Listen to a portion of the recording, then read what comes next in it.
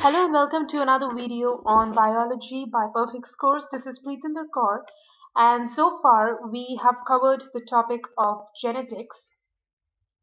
And under genetics, we have done practical genetics, and we've covered lots of stuff like sickle cell anemia, and we've covered meiosis and karyotyping as well.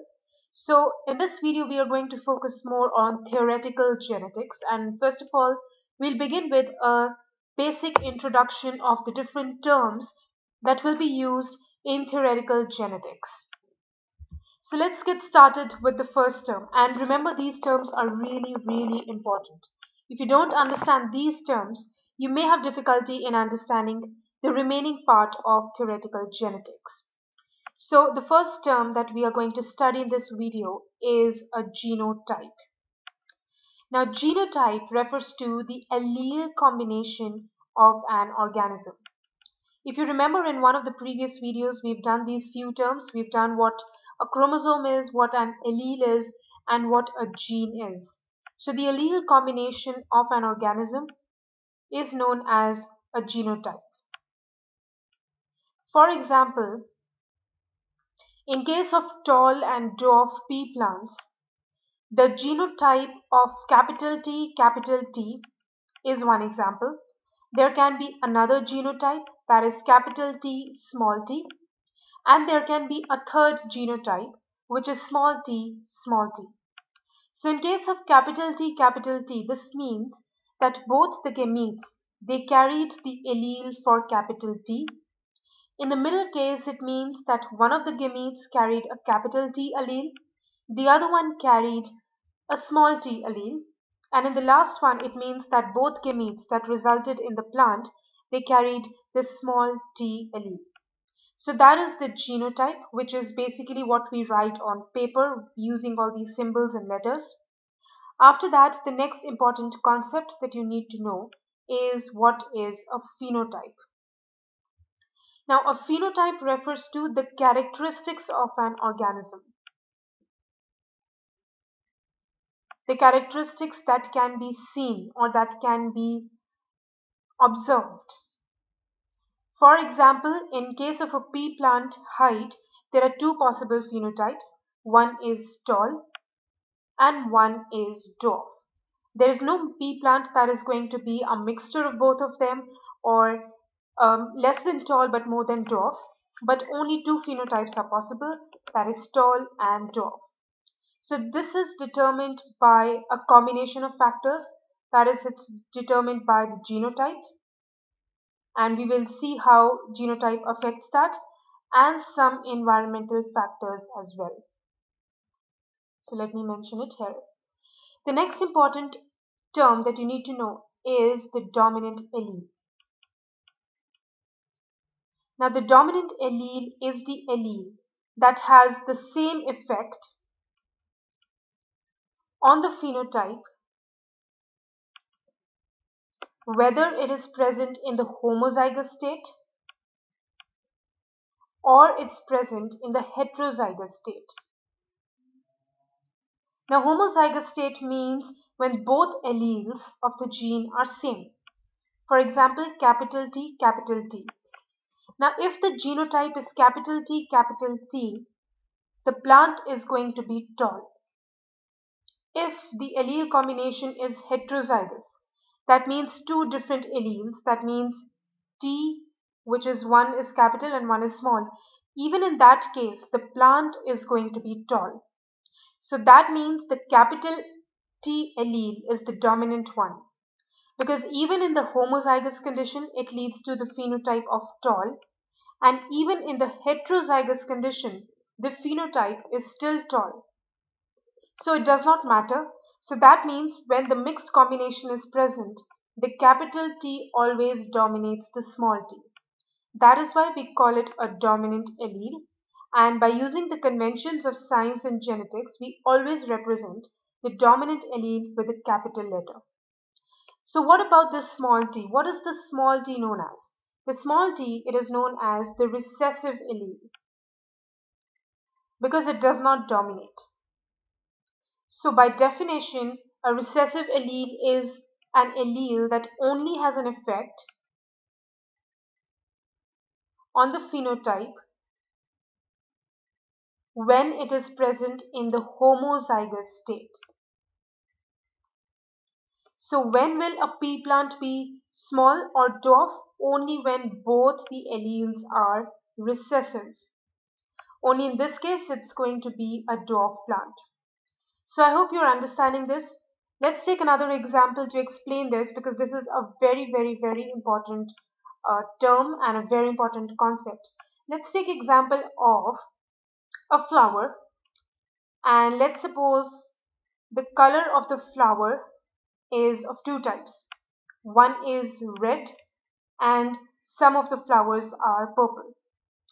Now, if we say that red is the dominant allele and purple is the recessive allele, so what we can do is we can have three different combinations. Let's suppose one of the parent gave the allele R, the other one also gave the same allele R. So the result of both of them is going to be a plant with the allele combination of capital R, capital R. And since this is dominant, so the plant is going to be red in color. However, if one of the parents gives it a capital R and the other parent gives it the allele of small r, the combination will be capital R, small r in the plant. And since this is the dominant allele, even in the heterozygous condition, the capital R is going to influence the small r, so the plant is still going to be red. Let's take a third case, the third and the last case, which is both parents give the purple allele, which is small r, small r. So obviously all the infants or all the children or the offspring are going to have small r, which is the recessive allele, and that is why this case would give you purple flowers. So I hope this is clear and you can use this on a variety of examples. So this is about dominant and recessive alleles. However, there are a few other types of alleles as well. They are known as codominant alleles. In case of codominant alleles, now how are they different? In case of codominant alleles, these are pairs of alleles that both affect the phenotype when present in a heterozygous state. So they both affect the phenotype when present in a heterozygous state. Alright, let's take one example. Let's take example of a rose plant. And let's say the dominant allele is red.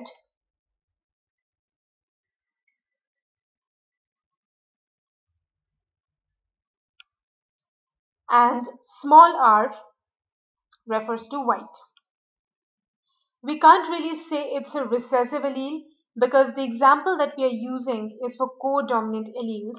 That means both of them are dominant, which is a rare case, but it is still possible. So usually in examinations and in tests, you get separate questions where codominant alleles are mentioned. Apart from those questions where codominant is mentioned, you have to consider that one of the alleles is dominant and the other one is recessive. So what will happen in this case? You will have three different combinations. One parent gives you capital R, the other parent also gives you capital R. So the resultant plant will have capital R, so it will be a red rose. Another case, each of the parent plants gives a small r gametes, and the resulting offspring will have both alleles of the white, so it's going to be a white rose. Now what if it's a heterozygous state? You have a capital R allele from one plant and the small r allele from the other parent plant. The resultant genotype is capital R, small r. Now, unlike the previous cases where one of the alleles was dominant, in this case both of them are co-dominant. So they both affect the phenotype. So now the rose that you will have will be a combination of both, and will be a pink rose. That means it will have red as well as white color. So this is the example of a codominant allele. So I hope this was quite clear, and it's very rare, but it's still possible. The next important thing that you need to know about is locus. And locus refers to location. It refers to the particular position on homologous chromosomes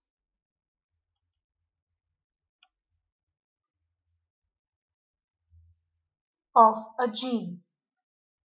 So it's the area of the chromosome in which a gene is situated. And we've already done a few terms. Now I hope you remember what was homozygous. Homozygous could be, for example, capital T, small t, small t. So basically having two identical alleles of a gene. Two identical alleles of a gene. And the other term which is related is heterozygous. For example, capital T, small t. In this case, two different alleles of a gene. So I hope this was clear. And we'll be studying a few diseases further in the videos. And in those diseases, there will be a term that we will come across a lot of times, which is known as a carrier. So I'll just discuss it in brief in this video, but in the other videos, we will do it in a little more detail. Now, carrier is an individual that has one copy of the recessive allele. If it has only one copy of the recessive allele, means the other allele is going to be dominant. So basically, it is always a heterozygote, or it is present in the heterozygous state. And it has one copy of a recessive allele that causes a genetic disease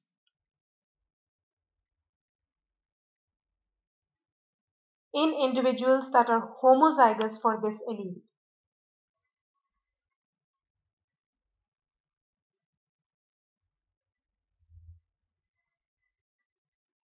For individuals who are homozygous for the allele.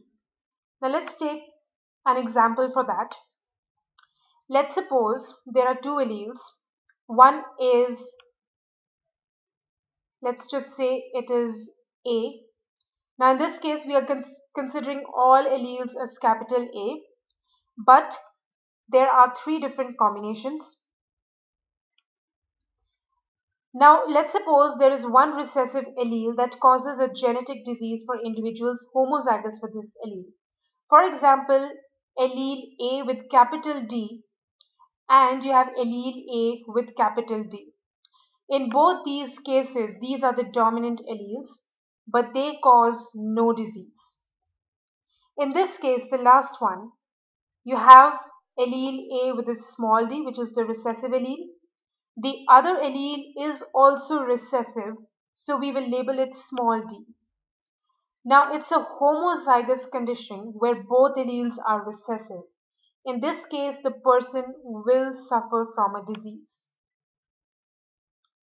Now, the middle condition, one of the gametes or one of the parents gave the allele capital D, which is the dominant one, and the other allele is recessive. In this case, the person will not have a disease, but he will be known as a carrier. That means he does not suffer from the disease, but he does have the ability to carry the disease forward to the next generation. So in the next few videos, we'll be discussing two very common examples of this. One is red-green color blindness, which is an example of this, and the other disease is hemophilia. Alright, so this is something that we'll be discussing in greater detail later on. And that is all for this video. We have only discussed the few common terms that will be used in theoretical genetics. And I hope you were able to understand all of this. And don't forget to visit our website perfect-scores.com, where we can find a lot of similar videos together at one place, and like and share us at Facebook and send your valuable feedback at this Gmail address. So thank you so much for watching this video.